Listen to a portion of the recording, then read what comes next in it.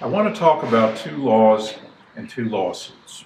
One law is the Horse Racing Integrity and Safety Act, known as HISA. That's the one that got sneaked through Congress without a vote and is now law. The other is the Racehorse Health and Safety Act. That one is draft legislation that came from practicing veterinarians, horsemen, regulators, and U.S. trotting, and is awaiting introduction in Congress when HISA gets struck down as unconstitutional. So far, two lawsuits have been filed in federal court to strike HISA down. Thoroughbred Horsemen filed the first one in Texas. That one shows that the people trying to make a living in thoroughbred racing are opposed to HISA, and they're the vast majority of participants in the sport.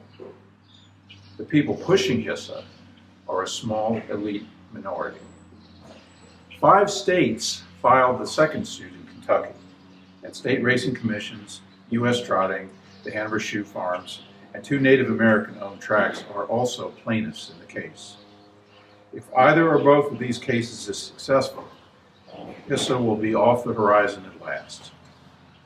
One version or another of HISA has been introduced in every Congress over the past 10 years, but always failed. During the entire decade, HISA legislation never received a vote and never even received a minute of debate. HISA only passed this time because at the last minute, Mitch McConnell slipped it into the middle of a 5,500-page funding measure that had to pass to keep the government open. HISA was a stowaway in unrelated appropriations legislation, but HISA never got an appropriation of its own, and it never will. The states are expected to pay for it. So now HISA is law. In place of racing commissions publicly chosen by our elected officials, it substitutes a private club known as the HISA Authority. The elite upper crust of thoroughbred racing chose a nominating committee, and the nominating committee chose the HISA Authority. None of these appointments is subject to confirmation by any elected official. The HISA statute does not provide for any of these appointments to be removed from their position of power.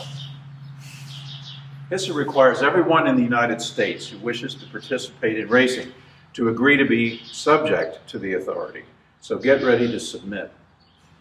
The HISA Authority will come up with a set of medication regulations and take over all testing, conduct all investigations, and enforce its rules throughout the country using state law enforcement officers and other methods.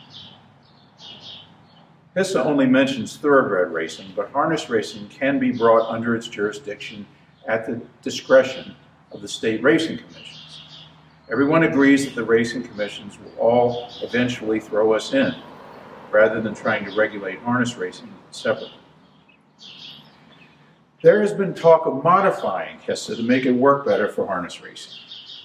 That's impossible. HISA is a federal law.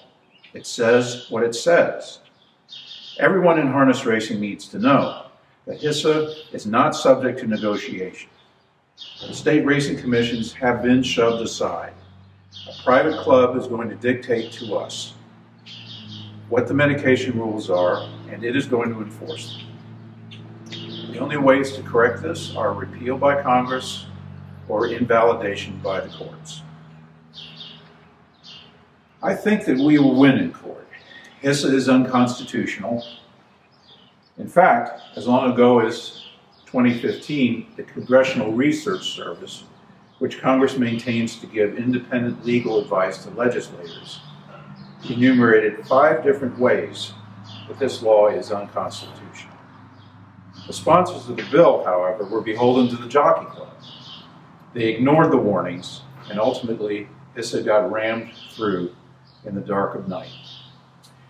So what's unconstitutional about HISA?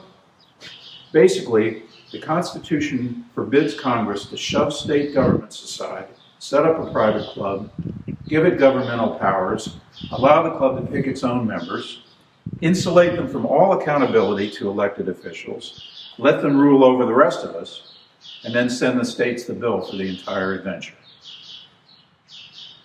I mentioned that 5 states so far are challenging HISA. States rarely go into federal court, to challenge a federal statute. So this is an extremely important case. This is not just horse people with a grievance. This is sovereign states defending their constitutional authority.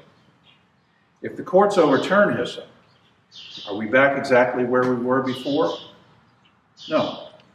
Our draft legislation, the Racehorse Health and Safety Act, would be constitutional and it would work better. As the name indicates, it starts with the health and welfare of the horse. Veterinarians began it and shared it with state racing regulators, thoroughbred horsemen, and U.S. tribe. Our constitutional lawyers have put it into legislative language, and it's ready to introduce in Congress when the federal judiciary strikes HISA down. Here's how our law works. First, the state racing commissions retain their governmental authority. They would work together under federal oversight pursuant to the Compact Clause of the U.S. Constitution. Second, our bill does not ban Lasix as HISA does. Controlled use of Lasix is still permitted, subject to scientific standards, just like all other therapeutic medications. Third, 3 separate sets of medication rules are required, one for each breed, based on what veterinary science says is appropriate for the racing performance model of each breed. And fourth, funding would align itself along existing state racing commission budget lines, so as not to crush horsemen and tracks under the economic burden of a costly federal bureaucracy. Our draft legislation would strengthen the regulatory environment while keeping regulators accountable to the public instead of to a small sliver of thoroughbred elites. It would allow racing to thrive while always protecting the welfare of the horse. This is the law that should have been passed instead of HISA.